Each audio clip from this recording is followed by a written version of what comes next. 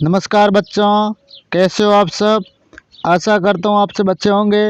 आज मैं आपके लिए लेकर आया हूँ कक्षा 5 विषय पर्यावरण अध्ययन का मॉडल पेपर, जो आपकी आने वाली 5वीं बोर्ड परीक्षा के लिए मोस्ट इम्पोर्टेंट पर्सन रहेंगे।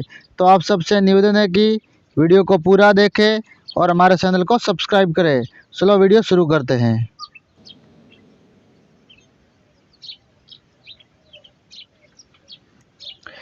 नीचे दिए गए चित्र को देखकर बताइए कि पतरसटा के किस भाग से अंकुरण निकला हुआ है। यानी पतरसटा होता है वो किस भाग से पौधे उगाता है। तो ये पत्ती दी गई है और इस पत्ती को देखकर बताना है। तो फल, तना, जड़, पत्ती। तो ऑप्शन नंबर द पत्ती, यानी जो पतरसटा है वो पत्ती के चारों ओर से अंकुरित होता है और नए पौधा निर्माण करता है। दिए गए खाद्य श्रृंखला के चित्र को देखकर बताइए कि बाज का भोजन है। यानी खाद्य श्रृंखला ये दी गई है, इसमें से कौन सा बाज का भोजन है। तो पहला घास, घास को कीट खाता है, कीट को मेढक और मेढक को सांप और सांप को बाज। तो आइए बाज दिया गया है और बाज के आगे कौन है, सांप। तो बाज का भोजन क्या है, सांप। क्या है, सांप। ऑप्शन नंबर अ सांप। दिए गए चित्र को देखकर नीचे लिखे प्रश्नों के उत्तर लिखिए। यानी नीचे जो प्रश्न लिखे हुए उसको, ये चित्र को देखना। ये मछली का चित्र है। तो दिया गया चित्र किस जीव का है, तो मछली का है। तैरने के लिए इसके शरीर पर कौन से अंग पाए जाते हैं। मछली के शरीर पर तैरने के लिए क्या होता है, पंख और पूंछ होता है। आपने इस जीव को कहाँ कहाँ देखा है, यानी मछली को आपने कहाँ देखा है, तालाब और नदी में देखा है। राजस्थान के मानचित्र में निम्नलिखित स्थानों या जिलों को अंकित करना है। यानी जोधपुर, कोटा, धौलपुर, ये राजस्थान के मानचित्र को अंकित करना है। ये राजस्थान का मानचित्र है, इसके अंदर हमें धौलपुर, कोटा और उदयपुर अंकित करना है। तो ये जहाँ जहाँ मैंने गोला बनाया वहाँ धौलपुर, कोटा और उदयपुर है। चलो आगे। सूर्य नमस्कार क्या है, एक निश्चित क्रम में किए जाने वाले विभिन्न योगासनों के समूह को सूर्य नमस्कार कहते हैं। भोजन पचने की पूरी प्रक्रिया का वर्णन कीजिए। यानी भोजन पचता किस तरह उसको बताना है। मुंह में रखा भोजन दांतों द्वारा चबाया जाता है, फिर ये ग्रासिका से होता हुआ अमाशय में पहुंचता है, जहां से ये छोटी आंत से बड़ी आंत में जाता है। अमाशय व आंत में पाचक रसों द्वारा भोजन पचाया जाता है। अपचित भोजन मलाशय में एकत्रित हो जाता है, जिसे बाहर त्याग दिया जाता है। सिंचाई के कौन कौन से साधन है, नलकूप का चित्र बनाइए। तो नलकूप, मोटर पाइप, रट, फुहारे, कुएं, बावड़ी, नर, तालाब आदि सिंचाई के साधन है और ये नलकूप का चित्र है। ध्यान से देख लो। निम्न में से जल में उगने वाले पौधे, यानी जल में कौन कौन से पौधे होते हैं, कमल या नीम, पीपल, जलकुंभी, कमल, जलकुंभी, गुलाब या कमल। तो ऑप्शन नंबर स सही है, कमल और जलकुंभी है वो जल में उगते हैं। जल्दी पकने से बचाने के लिए फलों को रखा जाता है घरों में, खेतों में, बागानों में, कोल्ड स्टोरेज में। ऑप्शन नंबर स बागानों में। जल्दी पकने से फलों को बचाने के लिए बागानों में रखा जाता है। पेट्रोल डीजल बचाने के लिए आप क्या क्या कर सकते हैं। पेट्रोल डीजल बचाने के लिए हम कार के बजाय बस का उपयोग कर सकते हैं। ऑफिस जाते समय कार मोटरसाइकिल की शेयरिंग कर सकते हैं।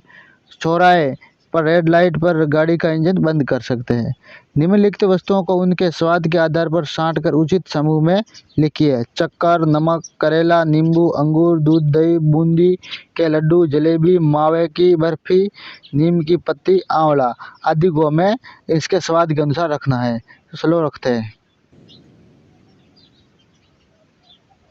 स्वाद के आधार पर मीठा, खट्टा, कड़वा। शक्कर, दूध, बूंदी का लड्डू, जलेबी, मावे की बर्फी, नींबू, अंगूर, दही, आंवला। नमक, करेला, नीम की पत्ती। ये कड़वा है, ये खट्टा है और ये मीठा है। चलो आगे।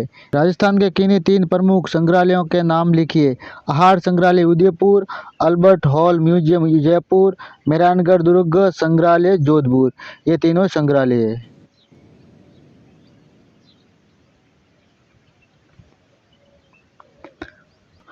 पर्वतारोही कौन होता है, अपने शब्दों में लिखिए। पर्वतारोही वह होता है जो अपनी इच्छा और शौक और जीविका के लिए पहाड़ों पर चढ़ता है। इसमें पहाड़ों, चट्टानों पर चढ़ना, दूर तक चलना भी शामिल होता है। अपने आसपास के मकानों को देखिए और बताइए कि इन मकानों को बनाने में किस किस सामग्री का उपयोग हुआ है। ये सामग्री आपके यहाँ यहाँ कहाँ कहाँ से मिलती है। यानी जो आप मकान को देखकर बता, इसमें जो सामग्री हुई उपयोग हुई है कहाँ कहाँ से प्राप्त हुई है। तो हमारे आसपास में मकानों में पत्थर, ईंट, मिट्टी, सीमेंट, लोहे की सरिया, तथा लकड़ी आदि का उपयोग हुआ। ये सामग्री हमें बिल्डिंग मटेरियल की दुकानों पर मिलती है। चलो आगे। नदी नहर के बहते पानी से दुर्गंध क्यों नहीं आती है? नदी नहर का पानी बहता हुआ होता है जिसमें पानी सड़ता नहीं है, इसलिए नदी नहर के बहते पानी से दुर्गंध नहीं आती है। पेयजल स्रोतों का पानी साफ रहे इसके लिए हमें क्या क्या करना चाहिए? पेयजल स्रोतों का पानी साफ रहे इसके लिए हमें इन स्रोतों में कूड़ा करकट मलमूत्र स्नान आदि नहीं करना चाहिए तथा समय समय पर इन स्रोतों को साफ करते रहना चाहिए। गोपालन करने वाले व्यक्तियों से गायों के रखरखाव एवं उनके खाने पीने तथा उपयोगिता आदि जानकारी प्राप्त करने के लिए आप कौन कौन से पसंद करेंगे? कोई 3 प्रश्न लिखिए। आपके यहाँ कितनी गाय हैं? आप इन गायों को क्या खिलाते हैं? इन गायों की देखभाल के लिए कितने आदमी हैं? ये सब हम सवाल करेंगे।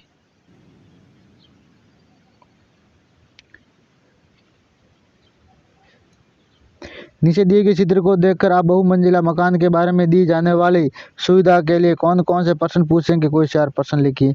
चलो इसके बारे में हम 4 प्रश्न लिखते हैं।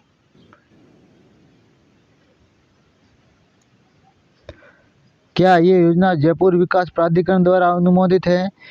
इस बहुमंजिला इमारत में उस पर नीचे जाने के लिए क्या क्या लिफ्ट की सुविधा है? क्या मकान हवादार और भूकंपरोधी है? बहुमंजिला मकान में रहने वाले लोगों को क्या सुविधा रहती होगी? आदि हम उनसे 4 सवाल करेंगे।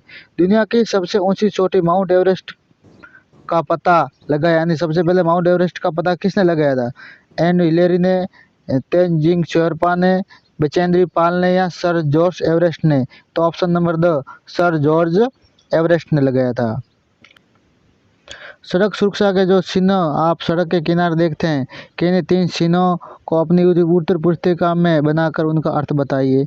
आगे ये साइकिल के ऊपर ये 9 का चिन्ह है तो साइकिल चलाना मना है। आगे लिखो आदमी खड़ा और उसके ऊपर 9 का है तो चलना मना है। आगे ये चित्र दिया हुआ है, इसमें दाएं मुड़ना मना है।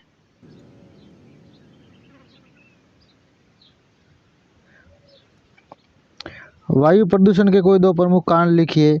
फैक्ट्रियों से निकलने वाले विषैले धुएं से वायु प्रदूषण होता है। वाहनों से चलने वाले धुएं से वायु प्रदूषण होता है। आपका चयन अंतरिक्ष यात्री के रूप में किया गया है। आप इसके लिए कौन कौन सी तैयारी करेंगे?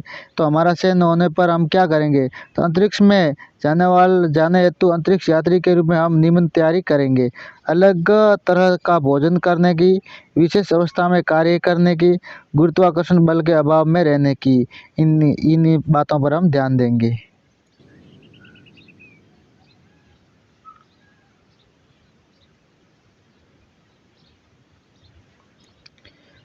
सड़क पर लाल बत्ती होने पर हमें क्या करना चाहिए? रुकना चाहिए, तेज चलना चाहिए, धीरे धीरे चलना चाहिए, इनमें से कोई नहीं। तो ऑप्शन नंबर रुकना चाहिए। सड़क पर लाल बत्ती हो तो हमें रुकना चाहिए। आप किसी पर्यटन स्थल पर गए हो तो वहाँ पर फैले कचरे को रोकने के लिए आप क्या सुझाव देंगे? इसकी कार्य योजना बनाइए। मैं मथुरा गया था, वहाँ सभी जगह फैले कचरे से मेरी सेहत खराब हो गई। कचरे की बदबू से सांस लेने में भी बहुत समस्या आई थी।